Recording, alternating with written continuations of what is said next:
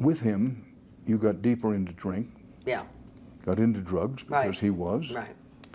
He eventually, I don't want to dwell on it, but pretty serious thing for a man to take out a woman's two front teeth. Yeah. So you have to explain to me the seeming contradiction between Glen Campbell that the record shows existed there and what you have described, if I read you right, is possibly, maybe definitely the love of your life. Yes. Yes, definitely. And I will have to take a lot of that. I will have to say that I was very young and, you know, knew how to push the buttons. And I thought there was more fish in the sea. But in looking back, I think that sometimes you get the love of your life when you're too young and you don't know how to handle it. And so I think that was me. I was trying to help him get off drugs, and when I was trying to help him, then I got on him. So it was that time during the 80s, everybody was doing it. It wasn't like it was something that... Or at least it seemed to you that everybody... Well, yeah, in Hollywood, you know, it was party favor, you know. But I know how he is when he's straight, and you can't find a better person. Well, we're into the 80s now. You've gone through this period where you're drinking too much by your own acknowledgement, drugs too much. Career takes a dive, doesn't it? No, well, yeah. I was out in California, and I was in between record deals, and I didn't really sit around and think too much what was going to happen, and so I decided I better get back to work. And my dad came out and physically moved me from LA back to Nashville. And that was a real rebellious time for me. But when I asked my dad, I said, I'm ready to go back to work. He goes, well, nobody wants you now. He said, you're record label poison. Nobody wants to sign you. And I went, what? I can't believe that. No, set me up an appointment. You know. So he did. He set up an appointment with Capitol Records. And he said, listen here, you go in there and you just be honest with them. You tell them there's a few things you've done that they've heard about, and a few things you ain't done they've heard you have. So he said, just be honest with them. And I said the exact words to Jim Fogelsong at Capitol. I said, I've done some things I'm not proud of and you know about, and there's been a bunch of things that I didn't do that I've been accused of. And so, you know, he said, well, we're ready to work with you. Let's sign you. Well, I'm not surprised, because by that time you already had a track record. Yeah. A person that sells a song and sells records. Yeah.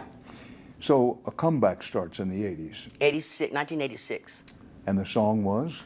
One Love at a Time. One love in your heart. One Love at a Time was the one that got me back up there with #1 record with it. You can tell a girl apart.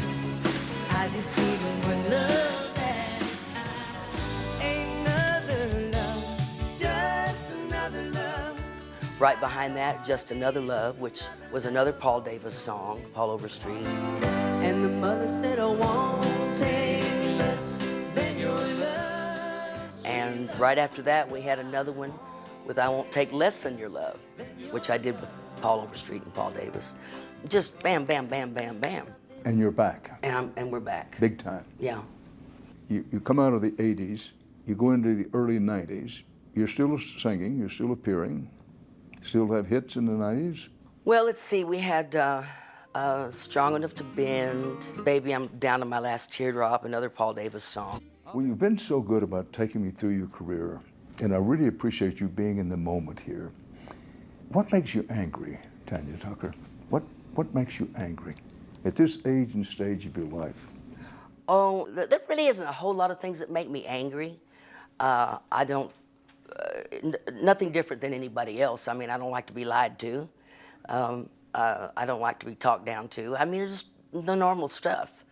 But mostly these days, I try to go around thinking of the good things and trying to, when I'm in a bad mood and everybody's trying to cheer me up, and it's so sweet. But I have chosen a life that is a career that is, in fact, a lifestyle. I've chosen one that is to make people feel better. and to make them forget about their problems for a little while. And that's when you're happiest. I can't add to them. That's when I'm happiest. I'm happiest there with my kids, doing something simple, with my horses, and of course my dogs. My dogs are so much a part of me. And I miss my parents. I really do, every day. Well, that's obvious in our conversation. And I want to help. You know, I want to do more than I'm doing. I want to go to Africa, and I want to work in an orphanage there. But I'd love to go see the animals, and you know, I'm worried about the elephants over there. And there's so many things I want to do, and I'm running out of time to do them, really. Well, I don't know that you're running out of time. You're still young. You probably need 200 years to do what all I got to do, you know. And I'm still ticked off a little bit about Noah getting to live 400 years. You know, I don't know why he got to live 400 years and we don't. So. Well, if you find the answer to that, call me collect. And look at the woman that had the baby at 90 years old. Yeah. So, what was her name? Don't remember her name, but. Yeah, well, I started to say Rosemary, but that wasn't it. Well, you've had so many terrific songs. If you have to pick one song that you want to be remembered for and by, what would it be? Delta Dawn. You didn't hesitate about it? No. Delta Dawn will always be my favorite song. It is sentimental. It is, in a strange way, just sort of one of those things that you think always was meant to be. It was in a little box somewhere and under the chair, and I happened to find that little box and open it up, and there was the beginning of my career. And I just think that song, we all want a song like that. Everybody wants a song like that that'll be a hit no matter what year it came out. And some people sing a lifetime, and sometimes people sing a lifetime at a very high level and never have a hit the likes of that. Absolutely. And to have the first hit, the first one, if you knew all the circumstances about me and my dad flying to Nashville, and we didn't have money to fly to Nashville. He didn't think to ask the record label for the money, you know? And stay at the hotel at the King of the Road in Nashville for 2 weeks. He went home, we had $20. He had probably $20 in his pocket. But my dad is the soul to me. I give him all the credit. I think if, you know, I would have listened a lot more during those times when my life kind of went off the track, that I wouldn't have some of the problems I had later on in life.